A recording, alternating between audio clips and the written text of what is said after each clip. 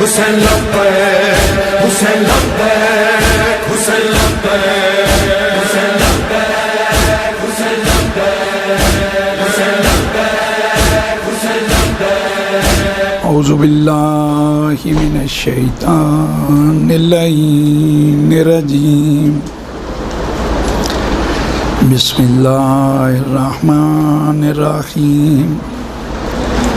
अल्हम्दुलिल्लाहिल्लज़ी तजल्ला लिलकुलूबि बिलअज़मति वहतजबा लिलअब्सारि बिलइज़्ज़ति वक़्तदरा अलल अशियाइ बिलकुदरति वस्सलातु वस्सलामु अला अशरफिल अंबियाइ वल मुरसलीन हबीबे इलाहिना व तबीबे नफूसना व शफ़ीए ज़ुनूबिना बिल क़ासिम मुहम्मद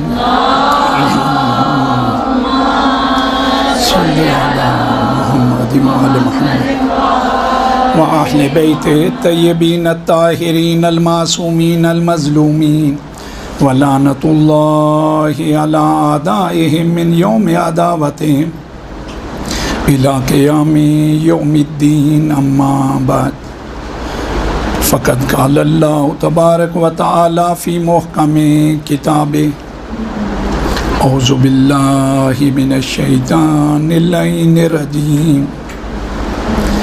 बिस्मिल्लाहिर रहमानिर रहीम।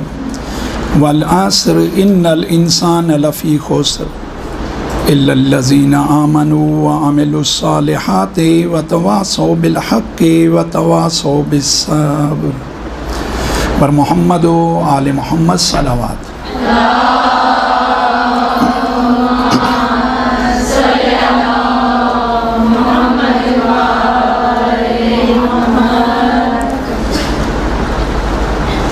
मुझे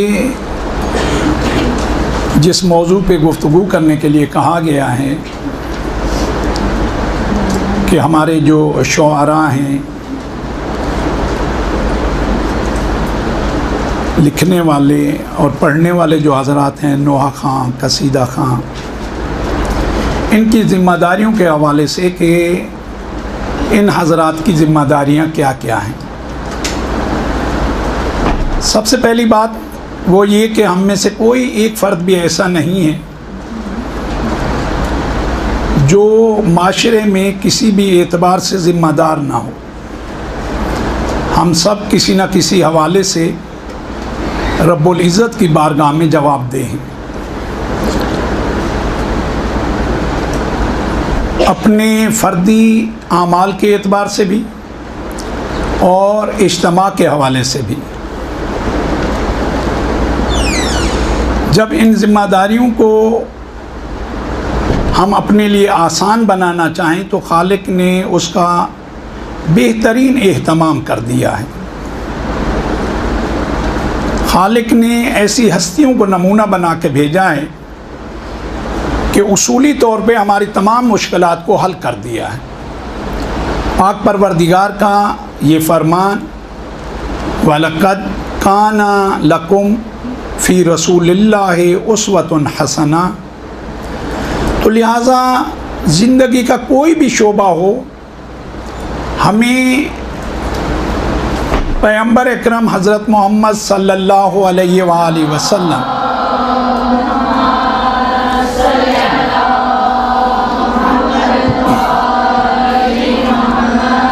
हमें उनकी सीरत को देखना है, उनकी फ़िक्र को देखना है, उनके आमाल को देखना है। अपनी तरफ से कदम उठाने से पहले उनके फरमान को देखना, मुताला करना, जो उनका हुक्म हो उस बारे में उसको बजा लाना, ये हम सब के लिए निजात का सबब है। इसमें चाहे शुआरा हों, चाहे खुतबा हों, चाहे नोहा पढ़ने वाले हों, क्योंकि ये ज़िम्मेदारी बहुत ही अहम ज़िम्मेदारी है। ये तमाम उमूर, ये तमाम आमाल वो हैं कि जिनके ज़रिए हम न फ़कत ख़ुद बल्कि दूसरी अक़वाम तक भी उन्हें एक दर्स देने की कोशिश करते हैं, इस मज़हब हक़्क़ा से आगाह करने की कोशिश करते हैं। तो हमारी ये ज़िम्मेदारी चंद बराबर हो जाती है। इस एतबार से जो अहम तरीन चीज़ जिसका हम सबको ख्याल रखना है वो ये है कि जो बात करें वो मुदल्लल हो, हमारे पास दलील हो। अगर कोई एतराज़ करने वाला एतराज़ करे भी तो हम उसके जवाब दें, हमारे पास जवाब होना चाहिए।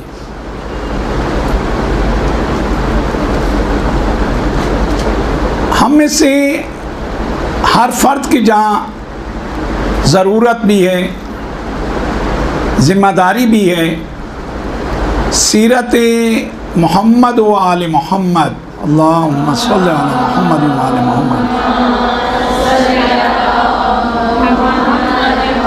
उससे आगाह होना, उससे आशना होना,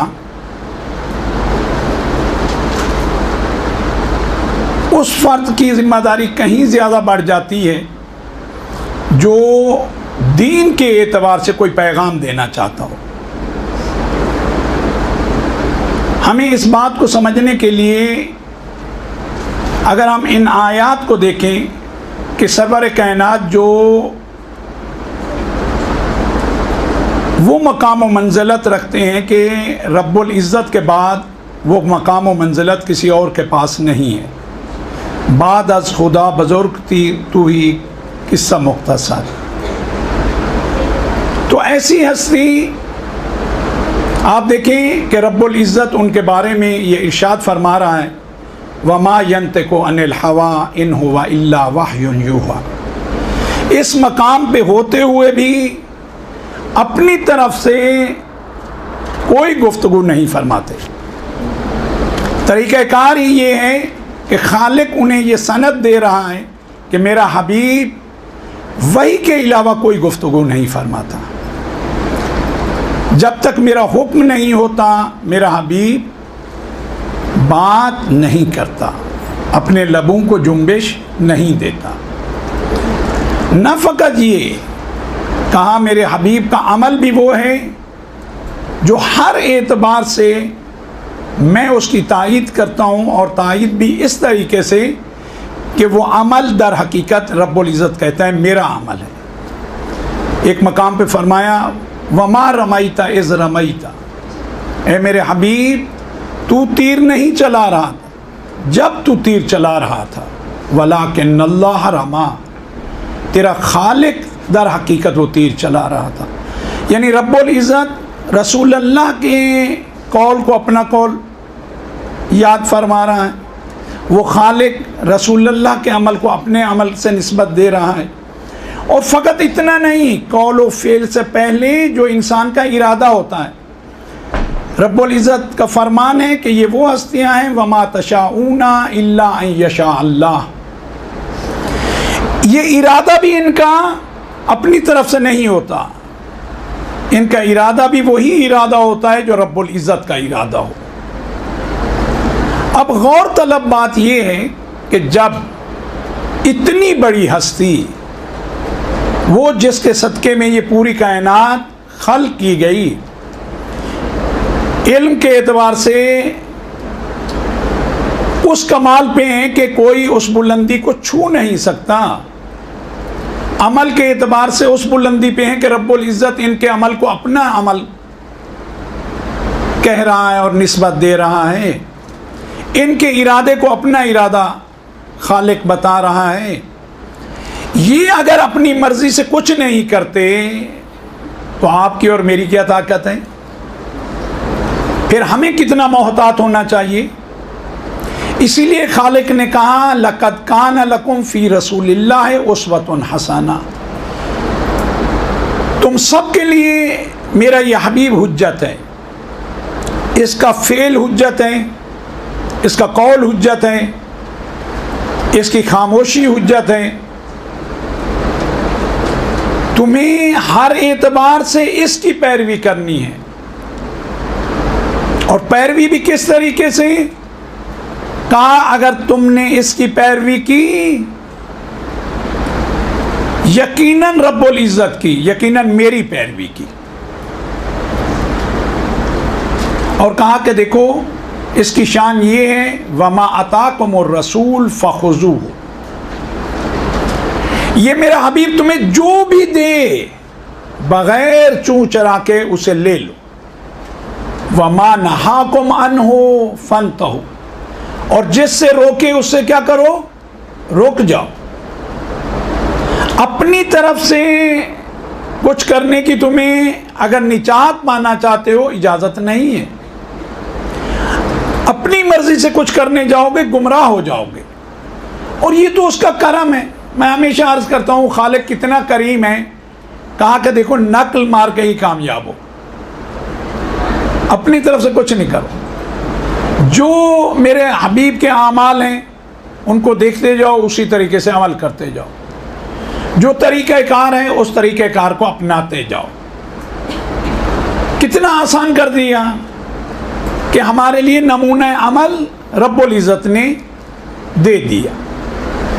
अब ये जो नमूना अमल है हमारे लिए, तो हम सब के लिए, खुसूसन जो हमारा मौजू है उनके लिए तो और ज़्यादा ज़रूरी है, क्योंकि वो जो करने जा रहे हैं वो उनकी ज़ात तक महदूद नहीं है। बाज़ औक़ात कौल उनका होता है, ज़िम्मेदार पूरी कौम को ठहराया जाता है। फ़ेल उनका होता है, उंगलियां पूरी कौम की तरफ उठती हैं, तो उनकी ज़िम्मेदारी बढ़ जाती है। उनके लिए ज़रूरी है और चंद बराबर ज़रूरी है। हमारे लिए भी ज़रूरी है कि हम जिस हस्ती के बारे में भी लिखना चाहते हैं, कलम उठाना चाहते हैं, उसकी सीरत के हवाले से तमाम पहलुओं को हम जानते हों। क्योंकि जब तक हमें उसकी मार्फत नहीं होगी उस हस्ती की, हम उसके बारे में लिखने का हक ही नहीं रखते।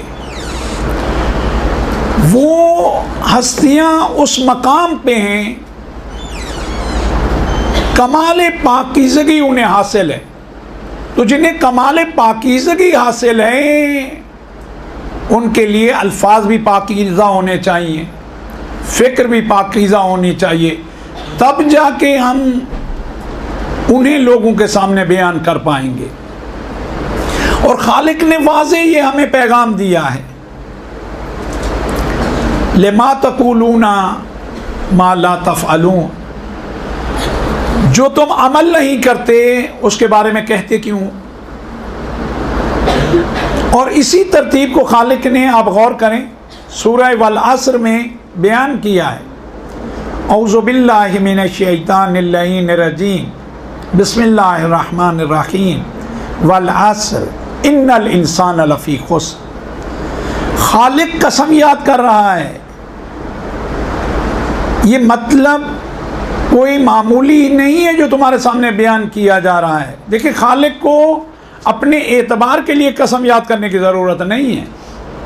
खालिक जहाँ भी कसम याद फरमाता है, मुराद ये होती है कि देखो जान लो इसकी अहमियत बहुत ज़्यादा है, बहुत ही अहम बात हो रही है, इसको मामूली बात ना लेना, इसकी तरफ मुकम्मल तवज्जो रखना। मुझे ज़माने की कसम है, इन्नल इंसान लफ़ी खुस्र, तमाम के तमाम इंसान खसारे में, इल्लल्लज़ीना आमनू, मगर वो जो ईमान की दौलत से सरफराज हो जाते हैं, ईमान की दौलत जिन्हें नसीब हो जाती है। व आमिलुस्सालिहात, और ईमान की इस दौलत के बाद दूसरा मरला क्या है? अब आमाले साले बजा लाते हैं। ये मरलावार है जिसे रब्बुल इज़्ज़त ने बयान किया है। जब तक ईमान नहीं है अमल किसी काम का नहीं है। ईमान के बाद अमल निहायत ज़रूरी है, और हर अमल नहीं, अमल साले। अमल साले से पहले बोलने की इजाज़त नहीं है। जब तक खुद अमल ना करो तुम्हें हक नहीं देता रब्बुल इज़्ज़त के तुम गुफ्तगू करो। पहले साहिब अमल बन जाओ, साहिब किरदार बन जाओ। अब तुम्हारा अमल ही सबसे ज़्यादा तुम्हारी नुसरत करेगा दीन हक को बयान करने में। वतवासौ बिल हक, अब भी ख्याल करना, हक से हट के कोई बात ना करना कि चले मेरा दिल कहता है मैं ये बात कर दूं। नहीं, जो हक है वो बयान करो। इस मैं को फना कर दो। जो उन्होंने कहा है, जो खालिक का फरमान है, जो अहले बैत ने आपको तालीम दी है, वो हक है। हमारी बात मुमकिन है हम उसे बहुत अच्छा समझ रहे हो, आज इस दौर में अच्छी लग रही हो, कल इंसान तरक्की करके उस मकाम पे पहुंच जाए, लगे वो बात तो किसी काम की ही नहीं थी। हम नाकिस हैं, हमारी गुफ्तगू भी नाकिस है। वो कामिल हैं, उनके फरामीन भी कामिल हैं, और जितना दुनिया तरक्की करती जाएगी उनके फरामीन उतना रोशन होते जाएंगे। तो लिहाजा उनकी बात करो, अपनी बात कभी नहीं करो। ये इन शुआरा के लिए भी पैगाम है कि जब अहले बैत के हवाले से कुछ कहना चाह रहे हैं तो वही कहें। उन्हें इस बात को मद्देनजर रखना चाहिए कि इनका मद्दाह रब्बुल इज़्ज़त है, तो इन्हें किस तरह से मद्दाही करनी है। जो खालिक ने इनके बारे में कहा है, जो आयात इलाही नाजिल हुई हैं, वो मज़ामीन अपने अशआर में लेके आए, इसे खिदमत कहा जाएगा। इन अशआर के सांचों में वो बातें सारी जो खालिक ने इनके बारे में फरमाई हैं, इनकी शान में जो आयात उतरी हैं, आयात नाजिल हुई हैं, वो अहदीस जो रसूलुल्लाह ने अहले बैत के बारे में बयान की हैं, इससे हट के कोई मजमून नहीं होना चाहिए। हक ही यही है, यही तबलीग का सबब भी बनेगा और कोई उंगली भी नहीं उठा पाएगा। इंसान सुकून से उसे कहेगा। शायर ने जो कहा है, रसूलुल्लाह के फरमान को इस शेर के शक्ल में उसने, इस सूरत में उसने बयान किया है। अगर तारीख के हवाले से भी कुछ बयान करना है, वो तारीख का वो हिस्सा जिससे कोई इनकार न कर पाए, उसको अशआर के सांचे में इन्हें ढालना चाहिए। जिम्मेदारी यही है। देखें, उन ज़वात की गुफ्तगू हो रही है जो रब्बुल इज़्ज़त के फरमान के अलावा नुत्क नहीं करते, उसके फरमान से हट के अमल नहीं करते। हत्ता इरादा जो इस नुत्क और अमल से पहले का मरला है, उनका इरादा अपना इरादा नहीं है। तो ऐसी हस्तियों के बारे में कलम उठाने से पहले इनकी सीरत से मुकम्मल आगाही हासिल होनी चाहिए। अगर हासिल नहीं होगी तो हम उन्हें बयान कैसे कर सकेंगे। मौला कायनात में कितनी आयात नाजिल हुई हैं, किस किस मौके पे नाजिल हुई हैं, जंग के हवाले से कौन सी हैं, इबादत के हवाले से कौन सी हैं, अहदीस इसी तरह से रसूलुल्लाह ने इनकी शान में जो बयान फरमाई हैं, उनका कुछ भी नहीं तो चंद बार मुताला होना चाहिए। उनमें जो चीज़ वाज़ेह ना हो, उलमा से जाके उस हवाले से अपने अज़हान को रोशन करना चाहिए। कहीं ऐसा ना हो कि जो तुमने समझा है वो उनका फरमान ना हो। तो जो समझते हैं इन इबारात को, उनकी खिदमत में जाना चाहिए, उनसे पूछना चाहिए, उनसे सवाल करना चाहिए, तब जाके कलम उठाना चाहिए। और कलम उठाते हुए इस बात को मद्देनज़र रखना चाहिए, ये खालिसतन ये अमल लिल्लाह होना चाहिए। मेरा नाम हो जाएगा, मेरा मकाम हो जाएगा, मेरी शोहरत हो जाएगी। यकीन जाने अगर खुदा के लिए ये काम किया जाए, खुद खालिक इज़्ज़त अता करेगा, वही इज़्ज़त बख्शेगा, वही इंसान को शोहरत अता करेगा। और जिसे खुदा शोहरत अता करना चाहेगा कोई ताकत रोक नहीं पाएगी, क्योंकि रब्बुल इज़्ज़त के यहाँ साहिबाने तकवा के आमाल कबूल किए जाते हैं। कुरान में रब्बुल इज़्ज़त ने अपना फ़ैसला सुना दिया है।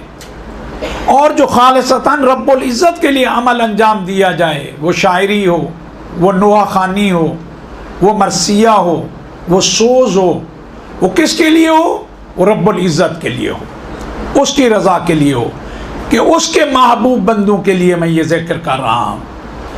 और जो उनकी शान है कहीं उनकी शान से कम न लिखें, और अपने अज़हान के एतबार से लिखना शुरू किया सिवाय गुमराही के कुछ नहीं है।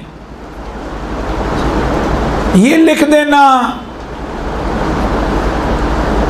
कि उनकी विलादत नहीं, ज़हूर होता है। मुमकिन है अभी किसी को ये बातें समझ ना आए, 50 साल के बाद मालूम होगा कि उन्होंने हमारा अकीदा हमसे ले लिया है। ये हमारे दोस्त हैं, ये मोमिनीन हमारे अपने हैं, ना समझी कर रहे हैं तो हमारी जिम्मेदारी है इनके लिए राह को रोशन करें। इनसे नफ़रत नहीं करें, इनसे मोहब्बत करें, क्योंकि दीन ने हमें बीमारी से नफ़रत के लिए कहा है, बीमार से कभी नफ़रत करने को नहीं कहा। अगर तबीब बीमार से नफ़रत करने लगे तो खुद ही गला घोंट देगा। अहले बैत अतहार बुराई से नफ़रत करते थे, बुरे से अगर नफ़रत करते तो शफ़क़त से पेश ना आते, उसे माफ़ नहीं करते। तो ये हमारे अपने हैं, ये गलत फहमी का शिकार हैं। इनके लिए राह को रोशन करना है आपको और मुझे। दर हकीकत इनको नहीं मालूम कि अगर हमने ये बात की तो 50 साल के बाद हमारी नस्ल में वो बातें ही नहीं रहेंगी। जनाबे खतीजतुल कुबरा सलामुल्लाह अलैहा मोहम्मद मोहम्मद,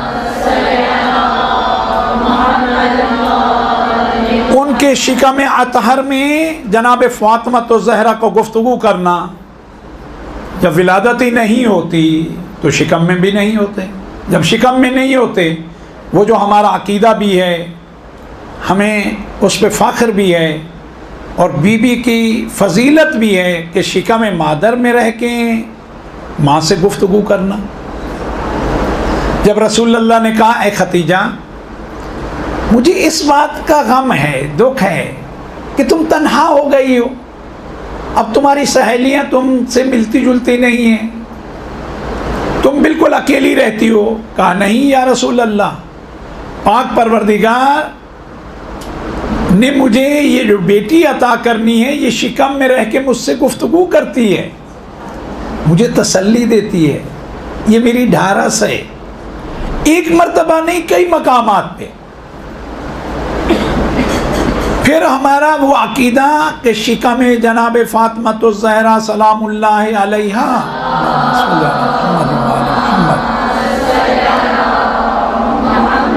जनाब मोहसिन की शहादत। फिर कुछ वक्त के बाद अब आप समझे दुश्मन चाहता क्या है। इसके ज़रिए दुश्मन कातलीन जनाब मोहसिन को इस तारीख के सफ़े से दूर ले जाना चाहता है। अभी हमारे इन मोमिनीन को मालूम नहीं है, ये समझ नहीं पा रहे कि दुश्मन इससे फ़ायदा क्या उठाना चाह रहा है। फिर कल को जनाब मोहसिन जब शिकम में नहीं थे तो शहीद कैसे हुए? फिर शिकम मादर में रहते हुए इमाम हुसैन अलैहिस्सलाम सल्लल्लाहु अलैहि मोहम्मद वाले मोहम्मद, फिर मौला का शिकम मादर में ये कहना कि माँ मैं प्यासा हूँ, वो रिवायात कहाँ जाएंगी? मौला कायनात का जनाब फातिमा बिनते असद के शिकम में होते हुए जब रसूल अल्लाह आते थे तो मजबूर कर देते थे माँ को कि रसूल अल्लाह के एहतराम में वो खड़ी हो जाएं। रसूल अल्लाह कहते थे जनाब फातिमा बिनते असद से, आप मेरी माँ हैं, मेरे लिए वाजिबुल एहतराम है, आप क्यों मेरे लिए एहतरामन उठती हैं? तो आप कहती थी मैं नहीं, ये खालिक ने जो मुझे फर्जंद अता किया है ये मुझे मजबूर कर देता है। फिर जब खाना काबा की तरफ जनाब फातिमा बिनते असद उस हाल में आगे बढ़ी हैं, कहा मेरा बेटा मुझे ये हुक्म दे रहा है, फिर खुद दुआ कर रही है, बार इलाज तुझे इस बच्चे का वास्ता जो मेरे शिकम में है। ये बातें सब कहाँ जाएंगी अगर विलादत नहीं होगी? अभी हमारे उन नादान दोस्तों को अच्छा लग रहा है, उन्हें नहीं मालूम दुश्मन इसके बदले में हमसे लेना क्या चाहता है। वक्त गुजर जाएगा, फिर कहेंगे जब ये विलादत ही नहीं होती, जब ये शिकम में भी नहीं होते, जब होते ही नहीं है शिकम में, फिर शहादत कैसी, फिर इनका गुफ्तगू करना कैसा, फिर वो मौजज़ात कैसे, वो फजीलतें कैसी। दर हकीकत वो हमसे वो लेना चाहते हैं। ज़ाहिर ये है, बातिन में दुश्मन का हदफ कुछ और है, उन नादान दोस्तों से फ़ायदा उठा रहा है। जब हम इस तरीके से अपने इन साथियों को समझाएंगे, उनके लिए रहनुमाई का, हिदायत का सबब बनेंगे, तो यकीन जाने वो समझ जाएंगे। और इसके साथ साथ ये बताना भी ज़रूरी है इन शुआरा को जो उस तरह से लिखते हैं कि उनकी विलादत हमसे कहीं मुख्तलिफ है। हमारी कैफियत ये है, वल्लाहु अखरजकुम मिन बुतून उम्महातिकुम ला तालमून शैया। रब्बुल इज़्ज़त का क्या इरशाद हो रहा है? खालिक तुम्हें तुम्हारे माओं के बतन से इस हालत में तुम्हारी विलादत होती है, ला तालमून शैया, तुम कुछ भी नहीं जानते। जब भी कोई बच्चा इस दुनिया में आता है कुछ जानता है? कोई इल्म, किसी किस्म का कोई इल्म, रोने के अलावा और कुछ भी नहीं जानता। और ये रोना भी अगर उस वक्त ना हो ना तो सब परेशान हो जाते हैं कि ये रोया नहीं रोया तो क्या होगा? कहा अगर नहीं रोया तो फिर इस दुनिया में रह भी नहीं पाएगा। ये रोना जिंदगी की अलामत है, न रोना मौत की अलामत है। ला तालमून शैया, फिर उसके बाद क्या कहा? फिर तुम्हें परवरदिगार आलम ने कान अता किए, आंखें अता की, अक्ल शऊर की नेमत से माला माल किया, लअल्लकुम तशकुरून, ताकि तुम शुक्रगुजार बंदे उसके बन सको। तो हम जब आते हैं हम कुछ जानते नहीं, वो उनकी विलादत देख लें, जिस इमाम की विलादत को देखेंगे उनकी वालिदा गिरामी फ़कत यही कहेंगी, थोड़ी देर के लिए मेरी आंख लगी, आंख खुली उस सदा पे जो रब्बुल इज़्ज़त की इबादत में वो फर्जंद सजदा रेज़ था। खालिक का वो नुमाइंदा माँ का भी ये कहना है कि उसे नहीं मालूम विलादत कैसे हुई। आंख लगी, आंख खुली तो देखा बगल में ही बच्चा सजदे में है, सुबहान अल्लाह का जिक्र कर रहा है, तस्बीह हो रही है। तो उनकी विलादत हमारा ये समझ लेना हमारी तरह है, वो हमारी कम फहमी है, हमारी कम इल्मी है। हम जब आए हमारे पास इल्म नहीं था, मौला जब तशरीफ़ लाए हैं, रसूल अल्लाह के हाथों पे आए हैं, आंखें खोली हैं, सलाम करने के बाद कहा या रसूल अल्लाह, तौरात की तिलावत करूं, इंजील की करूं, ज़बूर की करूं, या कुरान जो अभी नाजिल होना शुरू नहीं हुआ कुरान की तिलावत करूं? तो उनका मकाम कुछ और है। ये गलत फहमी है। बहरहाल होता क्या है, हम कहते हैं हम भी इंसान वो भी इंसान। मुझे ये बताइए, ये रोड पे जो बिछाया जाता है ये पत्थर है या नहीं? पत्थर है ना। और ये जो अकीक के तौर पे हम सब इसे इस्तेमाल करते हैं ये भी पत्थर है। इन कुजा व उन कुजा, उसकी इसके मुकाबले में क्या अहमियत है? अच्छा ये भी पत्थर है, हीरा भी पत्थर है। हीरा कहाँ और वो कहाँ? तो ये समझते हैं हम भी इंसान वो भी इंसान। ये भी समझाने के लिए अर्ज कर रहा हूं कि जो रोड पे बिछा हुआ है पत्थर, उसकी क्या औकात है हीरे के मुकाबले में? ये फकत समझाने की हद तक, बाकी हम में और उनमें फासला कहीं ज्यादा है। हम अक्ल नाकिस हैं, वो अक्ल कुल हैं, अक्ल कामिल हैं। हम हिदायत पाने वाले हैं, वो हिदायत देने वाले हैं। बहुत फर्क है। उनका नूर जनाब आदम से कई हजार साल पहले रब्बुल इज्जत ने खल्क किया है। इस कायनात को उनके सदके में बनाया है। इन अजीजान को ये बताएं कि हमारी और उनकी विलादत में वही फर्क है जो हम में और उनमें फर्क है। क्योंकि वो यही समझते हैं, इनकार करने लगते हैं। उन्हें नहीं मालूम इनकार करने में आइंदा हमें दुश्मन नुकसान कितना पहुंचाना चाह रहा है। अगर ये विलादत नहीं है, फिर माँ बाप का रिश्ता, फिर माँ और बेटे का रिश्ता, बाप और बेटे का रिश्ता, बाप और बेटी का रिश्ता, माँ और बेटी का रिश्ता, फिर वो कैसे रिश्ते हैं? फिर जनाब अबू तालिब कौन होंगे? जनाब अब्दुल मुत्तलिब कौन होंगे? अगर ये रिश्ते नहीं हैं, ये रिश्ते इसी बुनियाद पे हैं। माँ है, बाप है, दादा है, दादी है। और जितना ये मोहतरम है, हम उन्हें अपने ऊपर क्यों कियास करते हैं? नक्स ये है कि हम उन्हें अपने जैसा समझने लगे हैं। हम कहाँ और वो कहाँ? ये कोई जज्बाती बात नहीं है। ये पूरी कायनात उनके सदके में खल्क की गई है। उनके अमल जैसा किसी का अमल नहीं हो सकता, उनके फेल जैसा किसी का फेल नहीं हो सकता। इन शुआरा को ये जो गुमराही की तरफ इस तरफ एक गिरोह जा रहा है, बहुत खतरनाक है। इसी तरीके से एक और गिरोह है, वो अहले बैत को कहते हैं कि उनका मकसद ही हुकूमत हासिल करना था। ये भी सही नहीं है, मुतमईन रहें आप। हुकूमत का होना बहुत अच्छी बात है। हुकूमत हो तो दीन और दीनदारों के लिए बहुत ही उम्दा बात है।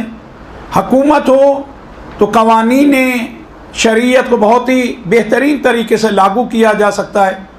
हुकूमत के लिए आपकी और मेरी सही और कोशिश भी होना चाहिए। हुकूमत साले अफराद के हाथ में भी होना चाहिए। ये सारी चीज़ें मुसल्लम हैं, लेकिन अहले बैत अतहार का हदफ और मकसद हुकूमत कभी नहीं रहा। अगर हदफ और मकसद हुकूमत रहे तो आपको मानना पड़ेगा फिर वो फेल हो गए हैं। न फकत वो, अंबिया 99% फिर फेल नजर आएंगे। कभी इनका मकसद हुकूमत नहीं रहा। हुकूमत होनी चाहिए, साले अफराद के हाथ में होनी चाहिए। आपकी और मेरी जिम्मेदारी है उसके लिए कोशिश करनी चाहिए। ये बात और है, हुकूमत उनका मकसद हो, यह कतन सही नहीं है। मकसद कभी नहीं रहा हुकूमत। मकसद होता तो जब इब्ने अब्बास आए हैं मौला कायनात की खिदमत में, इसी हुकूमत के हवाले से बात करने आए हैं। जब बात करना शुरू की, मौला ने कहा तुम्हारा या नाम, तुम्हारा जवाब बाद में दूंगा। चाचा साहब तेरा जवाब बाद में, पहले तो मुझे ये बता। उस वक्त बैठे अपने जूते सी रहे थे। कहा मुझे ये बताओ इन जूतों की कीमत क्या होगी? वो मुस्कराए, कहा मौला कीमत उस चीज़ की होती है जिसे आप छोड़ दें तो कोई ले ले। इन जूतों पे इतने पैबंद, इतना फटे पुराने, अगर आप इन जूतों को छोड़ दें तो कोई इन्हें उठाने वाला नहीं है, तो इनकी क्या कीमत होगी। कहा मुझ अली इब्न अबी तालिब को कसम है उस जात की जिसके कब्जा कुदरत में मेरी जान है, यह हुकूमत जिसकी तुम बात करने आए हो ना, मुझ अली की नजर में इस जूतों से पस्त है। हुकूमत उनके मुकाबले में क्या है। अली वो है कि जिसे पूरी कायनात के अफराद ना माने तब भी अली है, उसकी फजीलत में जरा बराबर कमी नहीं आने वाली, और पूरी कायनात मान ले उसके फजाइल में कोई इजाफा नहीं होने वाला। ये मौला कायनात ही तो हैं जो कह रहे हैं कि चींटी जो दाना लेके जा रही है, पहले चींटी का वजूद कितना, वो ग़िज़ा जो लेके जा रही है उसके वजूद का भी 10वां हिस्सा भी नहीं है, वो कितना। कहा अगर किसी पे जुल्म करना पड़े, इस चींटी से ये दाना लेने के बदले में मुझे कोई ये कायनात दे रहा हो, मैं अली इब्न अबी तालिब उस कायनात को ठुकरा दूंगा। मौला कायनात कोई मुबालगा नहीं करते, जो कहते हैं हक है, किसी चीज को बढ़ा चढ़ा के बयान नहीं करते, जो कह रहे हैं यही हक है। कि अगर कोई कहे ये इसके मुंह से ले लो इसकी ग़िज़ा और कायनात इसके बदले में दे ले लो, मौला कहते हैं मैं उसे ठुकरा दूंगा। तुम इस हुकूमत की बात करते हो। बार बार कहूंगा जरूरी है, सही कोशिश आपकी मेरी जिम्मेदारी है, हुकूमत साले अफराद के हाथ में होना चाहिए ताकि दीन और उसके कावानीन को बेहतरीन तरीके से फलने फूलने का मौका मिले, लेकिन हदफ कभी नहीं रहा। ये तोहमत माज है अहले बैत अतार पे। अंबिया का भी कभी हदफ नहीं रहा। अगर हदफ रहा हो तो ये हदफ में फेल है। अच्छा ये क्यों फेल है, ये तो अपनी तरफ से कोई अमल करते नहीं, रब्बुल इज़्ज़त की ज़ात जो कहती है वही करते हैं। तो फिर वो निज़ाम हक पे बात आती है। खालिक चाहता है इनकी हुकूमत दिलों पे, वो देखनी है, करबला जाके देखें, खुसूसन 40 में जाके देखें कि हुसैन दिलों पे हुकूमत कर रहा है। रब्बुल इज़्ज़त यही हुकूमत चाहता है। खालिक अगर ये हुकूमत नहीं चाहता होता तो खालिक के लिए मुश्किल है। खालिक को खुद ये कर देना चाहिए, भाई ये मेरा नुमाइंदा, इसी को मानोगे, इसके अलावा तुम्हारा कोई चारा ही नहीं है। अगर थोड़ा सा भी इधर उधर हुए तो तुम्हारी खैर नहीं है, किसी की फिर खैर होती। खालिक ने हमारा इम्तहान लिया इसी जरिए से कि जो पाकीज़गी को पसंद करेगा वो पाकीज़ा अफराद को पसंद करेगा। फिर चाहे किसी की भी हुकूमत हो दुनिया में, ज़ाहिरी तौर पे अहले बैत अतहार के मानने वालों के दिलों पे सिर्फ अहले बैत की हुकूमत है, और खालिक यही चाहता है। तो एक तरफ प्रॉब्लम नहीं है, कभी उस तरफ शिद्दत नजर आएगी, कभी इस तरफ शिद्दत नजर आएगी। आपकी और मेरी जिम्मेदारी है अहले बैत की सीरत के मुताबिक जिंदगी करना। अगर कोई उनसे निस्बत देखें, अपने हदफ और मकसद को चाह रहा है, तो आपको और मुझे उसका हिस्सा नहीं बनना। अगर कोई ये कहे कि मकसद इमाम हुसैन ही हुकूमत हासिल करना था, तो लिहाजा तुम्हारी जिम्मेदारी इस बुनियाद पे बनती है, बिल्कुल सही नहीं है। ऐसी तहरीकों का हिस्सा बनना आपकी और मेरी जिम्मेदारी नहीं है, किसी इंसान की, किसी मोमिन की, किसी मोमिना की जिम्मेदारी नहीं है। हाँ, वो ये कहें कि ये बहुत ही अहम चीज़ है, अच्छी चीज़ है, मोमिनीन को इसके लिए कोशिश करनी चाहिए, साले अफराद के हाथ में हुकूमत होनी चाहिए, दीन यही कहता है, उसके लिए हमेशा कोशा रहे। लेकिन अहले बैत से निस्बत देना, जो तुम्हारा हदफ है उनका हदफ कहना, ये सही नहीं है। अंबिया में से किसी का हदफ हुकूमत नहीं रहा, हिदायत रहा है, दिलों पे हुकूमत रहा है, दीन हक समझाना रहा है, रब्बुल इज़्ज़त से इंसान को जोड़ देना, इंसान को उस ज़ात हक से मिला देना, वो रहा है। हाँ, हुकूमत हो तो वो ज़्यादा बेहतर तरीके से वो चीज़ ज़्यादा आसानी से हासिल हो सकती है, बिल्कुल सही है ये। लेकिन हदफ कभी नहीं रहा, मकसद कभी नहीं रहा। मेरा आप सबसे सवाल है, अगर ये मकसद रहा है तो कितने अंबिया के पास हुकूमत रही है? 2 से 3 गिनती है। तो फिर वो जो मैंने कहा 99% भी नहीं, उससे भी तादाद कम हो जाएगी कि उन्होंने मकसद को पाया, और जो मकसद को नहीं पा पाए फिर उनके बारे में क्या कहेंगे? अच्छा, वो तो सबके सब रब्बुल इज़्ज़त के हुक्म के अलावा कुछ करते नहीं थे, तो रब्बुल इज़्ज़त की हिकमत पे हाथ तुम उस तरफ उंगलियां उठाना चाहते हो? तो चाहे शुअरा उस तरह लिखें चाहे इस तरह लिखें, दोनों फिक्र अहले बैत से दूर है। अहले बैत की फिक्र ये नहीं है। विलादत के हवाले से मैंने आपको अर्ज कर दिया कि दुश्मन आइंदा 50 साल बाद क्या नतीजा लेना चाहता है। फिर जो इनके फ़ज़ाइल हैं इन हस्तियों के, कि शिकम मादर में रहते हुए गुफ्तगू किसी की ताकत है, ये उनकी फजीलत है।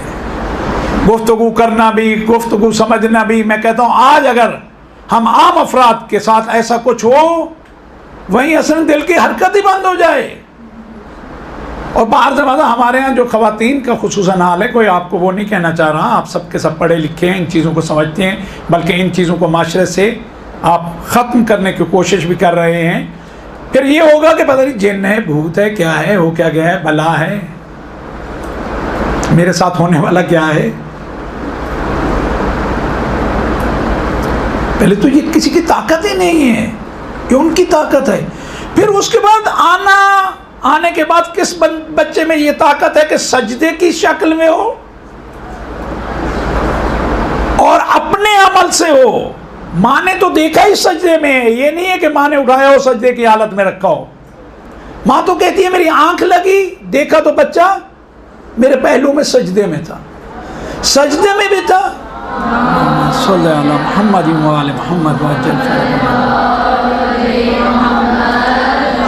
बच्चा सजदे में भी है, और वो कलमात हैं, इस तरीके से रब्बुल इज़्ज़त की हम्द हो रही है, सना हो रही है, तस्बीह हो रही है, जो एक ख़ास सिन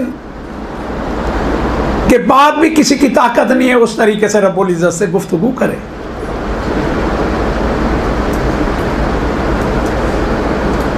तो न विलादत का मुनकिर होना है, न ऐसे शुआरा का हम फिक्र होना है। असली जो चीज़ है वो है मार्फत। जब मार्फत हासिल हो जाएगी बहुत आसानी हो जाएगी। मार्फत है क्या?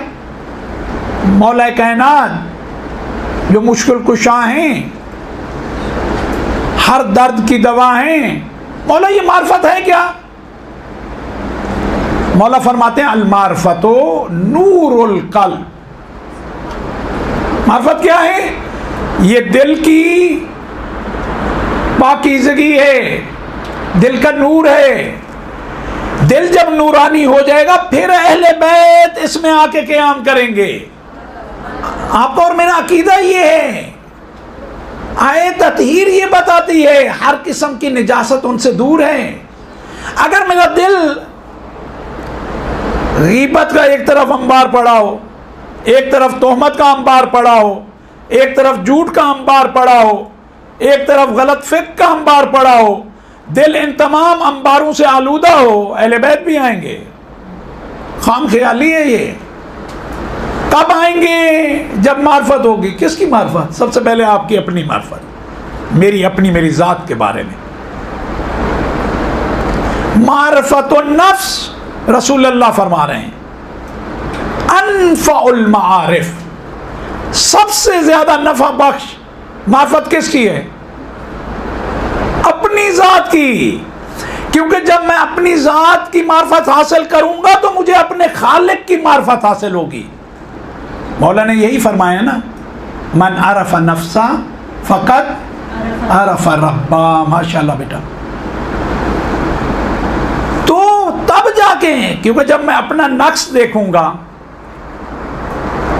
कि मैं नाकिस हूं, मैं इस पे कादिर नहीं हूं, लेकिन जो आंख खालिक ने बनाई है, आज इतना इल्म के बाद कोई कादिर नहीं है। आज अगर कोई बना भी ले तो उसने देख के बनाई है। खालिक ने हमें अदम से खल्क किया है। आज भी अगर कोई ताकत रखता है ना बनाने की, तो मट्टी से बना के दिखाए। खालिक ने इस वजूद को खाक से बनाया है। या उसी तरीके से बाद के मराहिल में खालिक ने जिस चीज को, जिस पानी के कतरे को, किसमें ताकत है? ईमानदारी से बताएं कि 3 तारीकियों में, शिकम 3 तारीकियां, 3 तारीकियों में कोई मुसव्वरी करे, वो भी पानी के कतरे के जरिए, वो भी एक रंग के जरिए, फिर उसी पानी के कतरे से आंख को भी खल्क करे, कान को भी खल्क करे, नाक को भी खल्क करे, बाल भी खल्क करे, आज़ाओ जवारे भी खल्क करे, दिल को खल्क करे, फेफड़ों को खल्क करे, अंतड़ियों को खल्क करे। ये उस खालिक का काम है। अगर किसी में ताकत है इस तरह खल्क करके दिखाए। जो इब्तदाई मादा जिससे बनाया जाए वो ये होना चाहिए। है किसी में ताकत? तो फिर इंसान देखता है कि मुझे ये सब अता किया है, मैं फिजा में परवाज कर सकता हूं। सख्खर लकुम मा फिस समावाति व मा फिल अर्ज़, जो भी जमीन आसमान में है ए मेरे बंदे मैंने तेरे लिए मुसख्खर कर दिया। मुझे ईमानदारी से बताएं, शेर से आप ज्यादा ताकत रखती हैं? हाथी से ज्यादा जोरवर है? घोड़े से, परिंदों से ज्यादा परवाज कर सकते हैं आप। ये एरोप्लेन में ये इंसान नहीं वो किया, परिंदों से कहीं तेज आप परवाज कर सकते हो। इस हाथी को इतनी ताकत के बाद आप महार कर सकते हो। सख्खर लकुम मा फिस समावाति व मा फिल अर्ज़। खालिक को जब देखेंगे कि खालिक ने ऐसा खल्क किया, यहां बैठे हुए मैं परवाज कर सकता हूं, तय्युल अर्ज़ कर सकता हूं, पाकीज़गी के उन मराहिल को तय करके मैं अपने वजूद को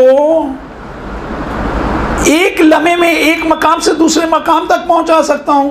तब उस खालिक की मार्फत, क्योंकि ये सब मेरे इख्तियार में तो नहीं है, मेरे इख्तियार में मेरा खल्क होना भी नहीं है, मेरे वालिदैन के इख्तियार में भी नहीं है, न शक्ल सूरत मेरे इख्तियार में है, न रंग बू मेरे इख्तियार में है। तो ये बनाने वाला तब उसकी मार्फत होगी कि इतनी मुझे कुदरत दी, इस तरीके से उसने खल्क किया इस कायनात को, तो वो मेरा खालिक कैसा होगा। अपनी ज़ात से शुरू करो। कहा किसी दूसरी जगह जाने की नहीं ज़रूरत, खर्चा नहीं करो, बैठो फिक्र करो। 1 साथ की तुम्हारा फिक्र करना 1 साल की इबादत का सवाब मिलेगा। घबराओ नहीं कि फलां चीज़ रह गई या ये चीज़ रह गई। एक घंटा फिक्र करो। वो तफक्कुर, वो तदब्बुर तुम्हें खुदा के नज़दीक करेगा। और रब्बुल इज़्ज़त दर हकीकत इबादत ही वही चाहता है।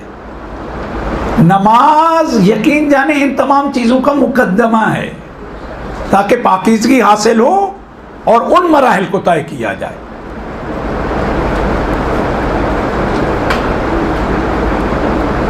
मन आरफ़ नफ्सा फ़क़द आरफ़ रब्बा, वो अपने खालिक को पहचानता है। तो सबसे अहम इन तमाम हम सब की जिम्मेदारी, इन शुआरा की जिम्मेदारी, नोहा खानों की जिम्मेदारी, मरसिया खानों की जिम्मेदारी, सोच पढ़ने वालों की जिम्मेदारी यही है कि मार्फत हासिल करें पहले अपनी ज़ात की। जब देखेंगे कि मैं कौन हूँ, कैसा हूँ, फिर समझ आएगी जिनका नूर जनाब आदम से भी 1000 साल पहले खल्क किया गया, उन ज़वात का क्या मकाम है, उनकी क्या फजीलत है। फिर उनकी मार्फत को, और मार्फत का जितना अजर व सवाब है इंसान सोच नहीं सकता। पैगंबर अकरम हज़रत मोहम्मद सल्लल्लाहु अलैहि वसल्लम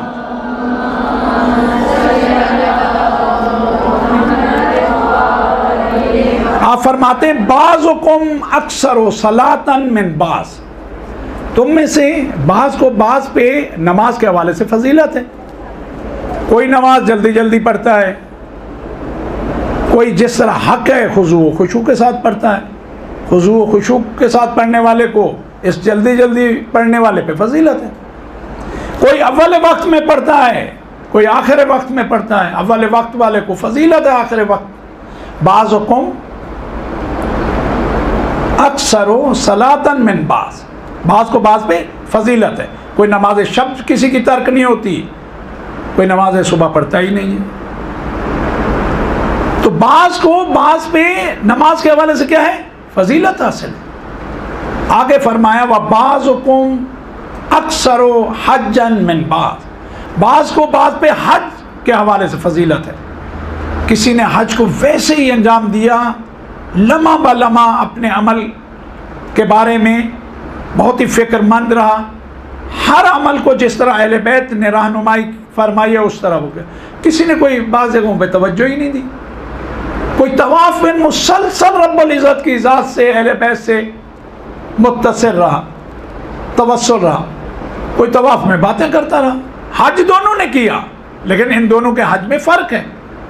बाज़ुकुम अक्सरो हज्जन मिन बाज़, किसी ने एक हज किया, किसी ने दो उसी तरह बेहतरीन हज किए। तो हज के हवाले से भी बाज़ को बाज़ पे फजीलत है। व बाज़ुकुम अक्सरो सदक़तन मिन बाज़ को नेकी में, सदका आप बेहतर जानते होंगे, सदक़े का मान नहीं, काश कौम को इसका माना यानी आवाम को मालूम हो जाना चाहिए। सदका यानी नेकी। हमने सदक़े के लफ्ज़ को ऐसा बना दिया है, यकीन जाने उसूली तौर पे मुतनफ़िर लफ्ज़ इसको माशरे में वो बनाया हुआ। सदका अरबी का लफ्ज़ है, इसके माना है नेकी। मुतलक नेकी को सदका कहा जाता है।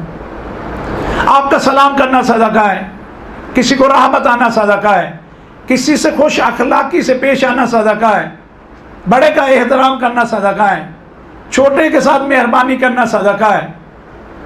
माली सदका अपनी जगह, ये सब सदकात हैं। आपका खुद ही यहाँ आना सदका है, जाके इस गुफ्तगू को दूसरों तक पहुंचाना सदका है। का तुम में से बाज़ पे सदक़े के हवाले से फजीलत हासिल। बाज़ुकुम अक्सरो सियामन मिन बाज़ को बाज़ पे रोज़े के हवाले से। कुछ हैं जो माह रमज़ान में रोज़ा रखते हैं। माह रमज़ान में भी हर एक का रोज़ा एक जैसा नहीं होता। किसी का कुछ हिस्सा फ़कत भूख प्यास और बाकी हिस्सा इबादत, किसी का मुकम्मल हिस्सा इबादत, किसी का मुकम्मल हिस्सा भूख प्यास। बाज़ को बाज़ पे फजीलत है।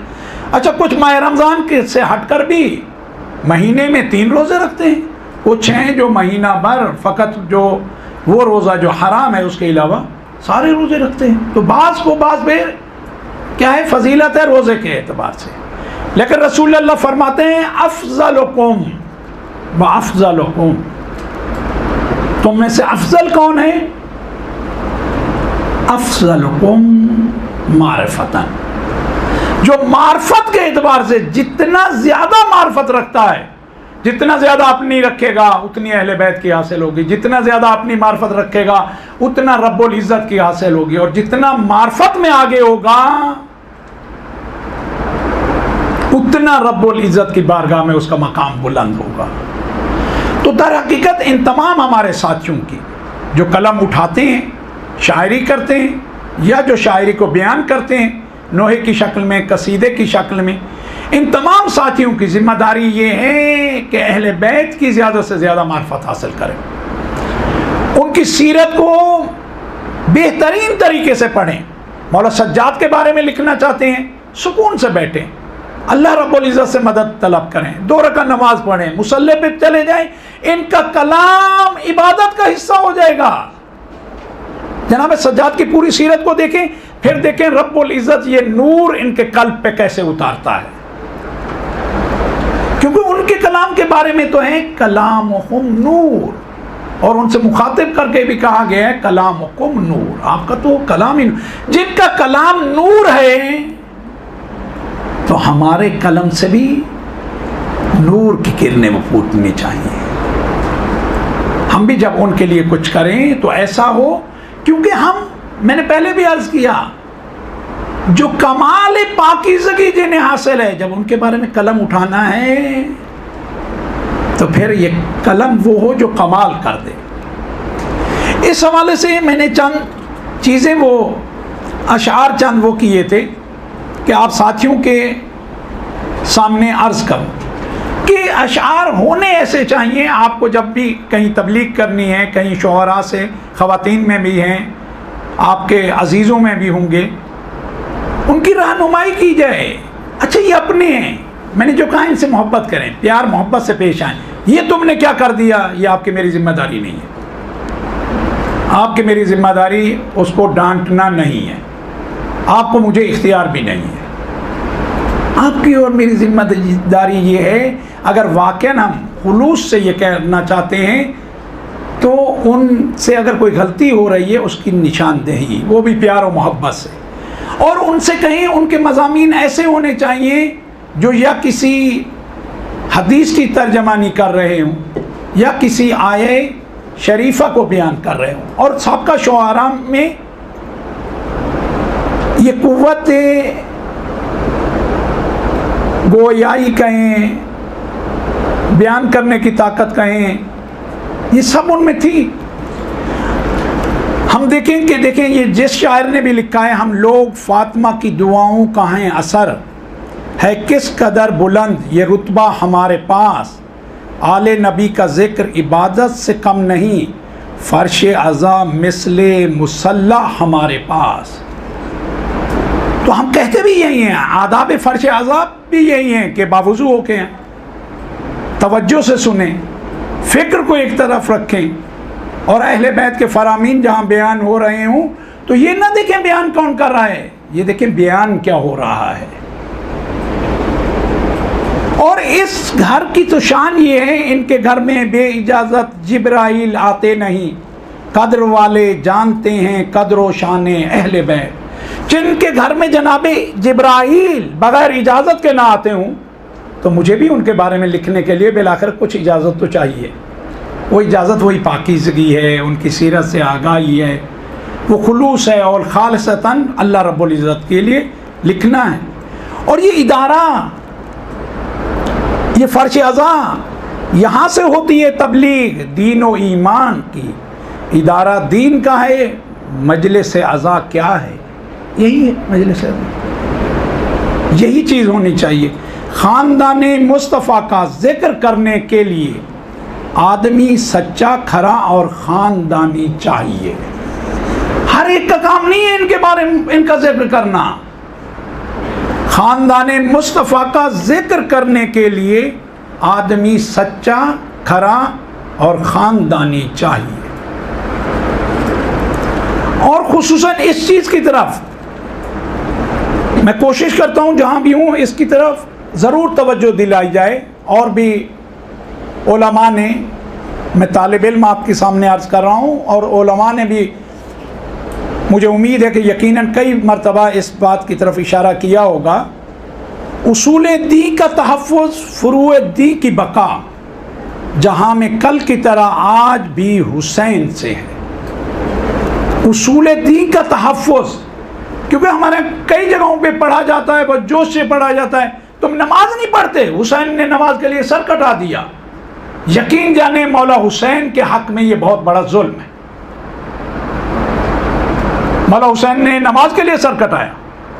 मौला हुसैन उसूल दीन में से हैं, नमाज फुरूए दीन में से है। नमाज बच जरूर गई है, बचाया भी मौला हुसैन ने है, लेकिन सर तौहीद के लिए दिया है, सर नबूवत के लिए दिया है, सर विलायत के लिए दिया है। इसी को शायर ने कहा है उसूल दीन का तहफ़्फ़ुज़, उसूल दीन का तहफ़्फ़ुज़ किया है, फुरूए दीन की बका। फुरूए दीन खुद ब खुद बच गए हैं। जब तौहीद बच गई है तो दीन बच गया है, जब रिसालत बच गई है, शरीयत बच गई है, जब विलायत बच गई है तो सारे ये अमाल बच गए हैं। ये बचे हैं, बचाए भी मौला हुसैन ने, कुर्बानी इनके लिए नहीं दी, कुर्बानी तौहीद के लिए दी है, रिसालत के लिए दी है, विलायत के लिए दी है।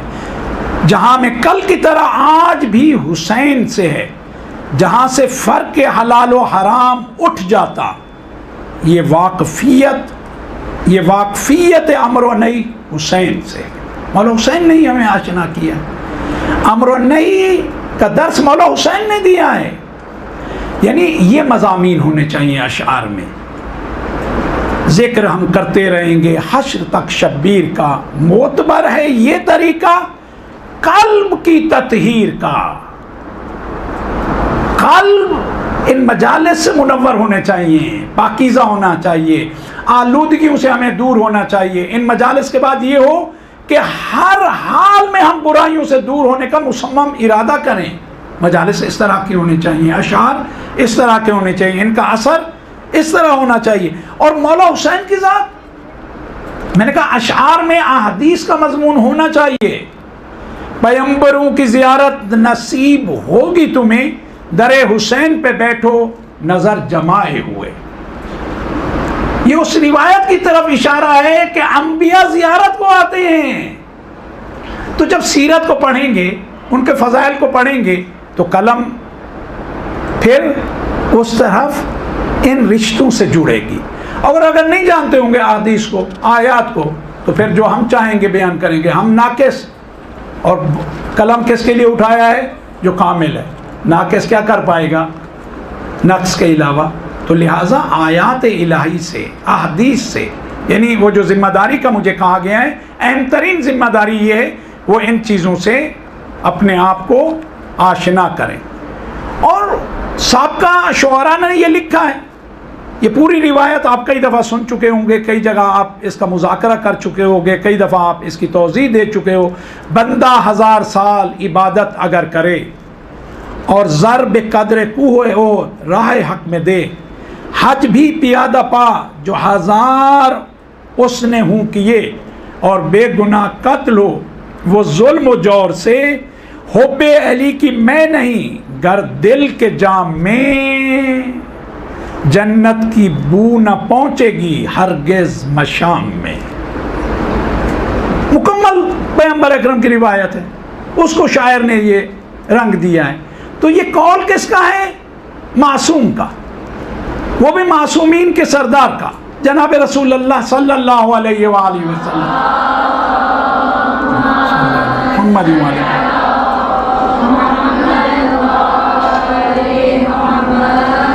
तो उसको इस तरह शेर की शक्ल दी है। ये इबादत है, ये उन्हीं का कलाम है, ये उनका फरमान है।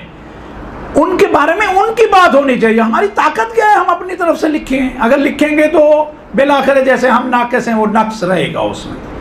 कामिल करना चाहते हैं तो सीरत अहले बैत को, तफासीर को, तारीख़ के वो जो मुकम्मल मजबूत मज़ामीन हैं उनको, शायरी की शक्ल उनको देनी चाहिए। बस ये चंद अशार और आपकी ज़हमत तमाम। यूँ उम्मत रसूल पे है हक़ के मुर्तज़ा, हक़ जिस तरह से होता है बेटों पे बाप का, अनावा अली अबवा हाज़िहिल उम्मा। ये उस रिवायत का मज़मून है। यूँ उम्मत रसूल पे है हक़ के मुर्तज़ा, हक़ जिस तरह से होता है बेटों पे बाप का, समझे ना मुस्तफ़ा को अली से कोई जुदा, रोशन है ये दलील नहीं फ़र्क मुतलका, इस तरह मुस्तफ़ा अली का ज़हूर है, दो आँखें जिस तरह से हैं और एक नूर है। ये दोनों आँखें एक नूर से देखती हैं। कहा ज़ाहिर में दो हैं लेकिन नूर ये एक है। अना अली मिन नूर वाहिद, यानी रिवायात के मज़ामीन होने चाहिए। एक दिन रसूल हक़ से किसी ने ये अर्ज़ की, इरशाद आप कीजिए कुछ रुतबाए अली।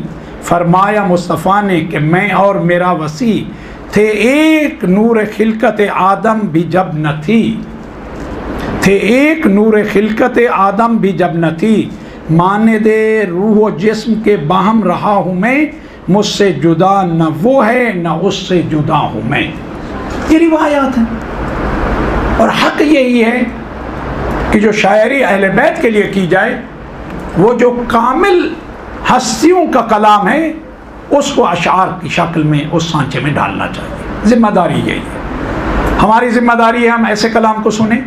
शुअरा की ज़िम्मेदारी है, नोहा खानों की ज़िम्मेदारी है, मसीहा पढ़ने वालों की ज़िम्मेदारी है कि ऐसे कलाम शुअरा से लें। और सबसे अहम ज़िम्मेदारी वो इन हस्तियों की पहले मार्फत हासिल करें, अच्छी तरह इन हस्तियों को समझें, किस मकाम पे इन्होंने क्या हुक्म दिया है, इनका तर्ज, इनकी रविश, इनका तरीक़ाकार क्या रहा है, उनको फिर अशार की शक्ल दी जाए। फिर वो हम नताइज ले पाएंगे जो हमें मिलने चाहिए। सैयद सज्जाद अलैहिस्सलाम की शहादत के अय्याम हैं। सल्लल्लाहु अलैहि वसल्लम। मुख्तसर से मैं उनके मसाइब अर्ज़ करूँगा। मैं फ़कत इतना आपसे सवाल करूँगा, मुझे ईमानदारी से बताएं, अहले बैत की कोई भी मुसीबत ज़िक्र की जाती है, हम सब गिरिया करने लगते हैं, आंसू बहना शुरू हो जाते हैं। ये हम सुनते हैं, बर्दाश्त नहीं कर पाते, इसमें तो कोई शक नहीं ना। सुनते हैं, बर्दाश्त नहीं कर पाते। मुझे ये बताएं, हम सुनते हैं कि जनाब अकबर के सीने में बर्छी लगी, मौला ने जब वो अन्नी जो टूट गई थी, अब जो बर्छी को निकाला या अली कह के, तो ये बर्छी के साथ जिगर निकल के आया, तो हमसे बर्दाश्त नहीं होता, हम गिरिया करते हैं। हम सुनते हैं, बर्दाश्त नहीं होता। जनाब सज्जाद ने आंखों से देखा तो कैसे बर्दाश्त कर। हम सुनते हैं जनाब सकीना के कानों से खून बह रहा था, शिमर तमाचे मारता था, सकीना बाबा बाबा कहती थी, हमसे बर्दाश्त नहीं होता। सैयद सज्जाद अपनी इस बहन को जब मार खाते हुए देखते होंगे, तमाचे खाते हुए देखते, हम सुनते हैं नेज़े की अन्नियों से चादरें छीली गई, हम ये बर्दाश्त नहीं कर पाते। सैयद सज्जाद ने फूफियों की चादरें छिलते देखी होगी तो कैसे बर्दाश्त किया होगा। सुनना और है, देखना और है। हम सुनते हैं मौला हुसैन का लाशा था, उस लाशे पे घोड़ों की दाल बत्ती की गई। बीबी ने पूछा, बेटा सज्जाद आप क्या करना चाहते हैं? कहा फूफी अम्मा लगता है ये लाशों को बर्बाद करना चाहते हैं। दाएं के घोड़े बाएं, बाएं के दाएं दौड़ा दिए। जब ये दौड़ के गए, अब देखा बाएं की पसलियां दाएं जा चुकी है, दाएं की वो बेसर का लाशा। हम सुनते हैं, हमसे बर्दाश्त ही नहीं होता। मौला सज्जाद की मुसीबतें ये है, मौला सज्जाद ने ये देखा कैसे होगा? ईमानदारी से बताए, शिमरे मलून बढ़ के बीबी की चादर छीने, खोली चादर छीने, बीबी मुंह के बल करबला के जमीन पे गिर जाए। सुनना कुछ देखना कुछ। फिर वो लोग जो कहते हैं ना 1-2 मिनट के मसाइल, मुझे समझ नहीं आती कि मौला जब तक जिंदा रहे रोते रहे। वो कहते हैं 1-2 मिनट से ज्यादा के मसाइल।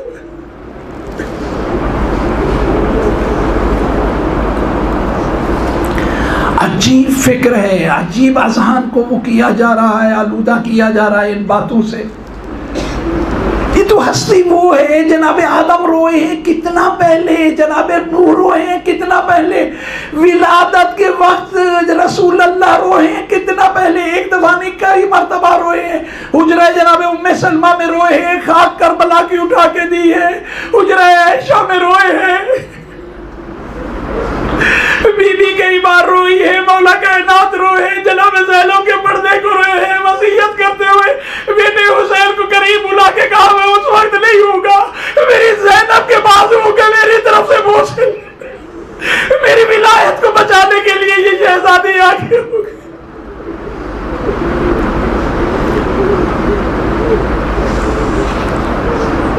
ये मकाम मंजिलत सैयद सज्जाद आपके असहाब में से जब एक ने मिनहाल ने कहा मौला, मैं उस वक्त भी दारुल इमारा में था जब आपके चाचा मुस्लिम को लाया गया। मैंने देखा सीना तना हुआ था, आंखों में आंखें डाल के इब्ने ज़ियाद मलऊन से गुफ्तगू कर रहे थे, और आपके वक्त में भी था। मैंने देखा आपका सर झुका हुआ था, कमर झुकी हुई थी।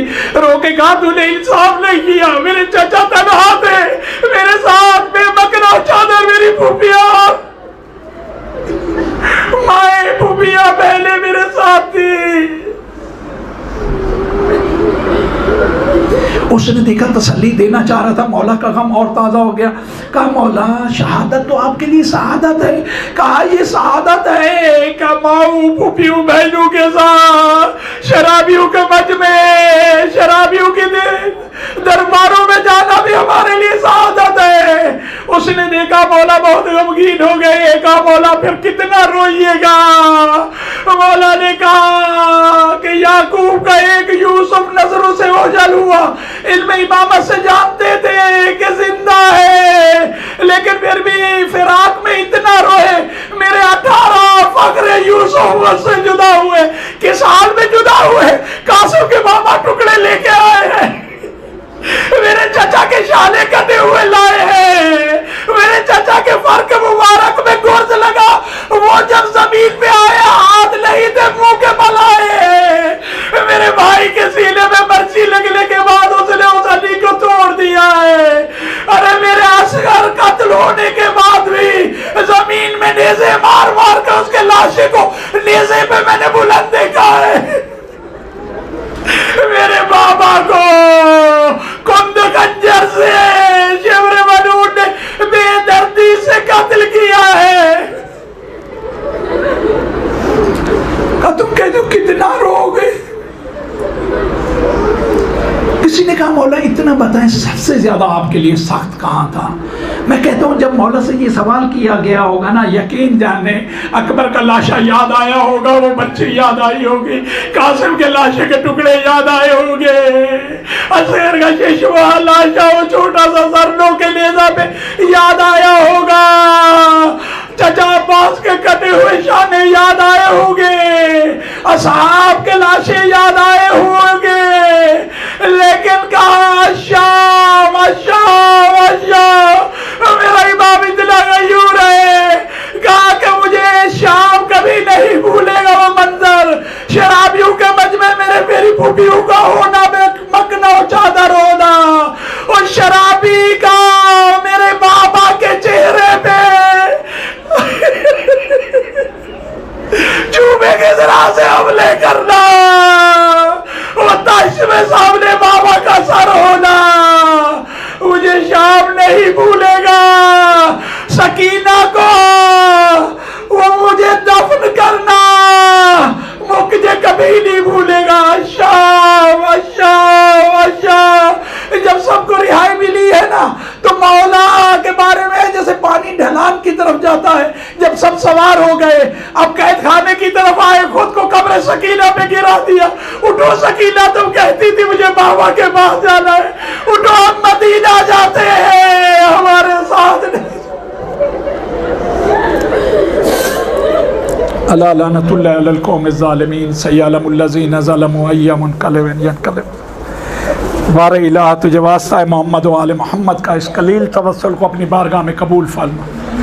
इल्म व अमल की दौलत से माला माल फरमा, अक्ल व शऊर की दौलत से माला माल फरमा। किसी भी काम को अंजाम देने से पहले उसके नतीजे की तरफ फ़िक्र करने की तौफीक इनायत फरमा। इल्म व अमल की दौलत से माला माल फरमा, ख़ात्मा बिल खैर फरमा, पलक झपकने तक अपनी रहमत से दूर न फरमा। मोमिनीन जहाँ जहाँ आबाद है उनकी जान माल इज़्ज़त व आबरू की हिफाजत फरमा। हमारे आका व मौला को हमसे राज़ी व खुशनूद फरमा। हमें उनके बेहतरीन असहाब व अंसार में शुमार फरमा। हम सब पे रहम फरमा, करम फरमा।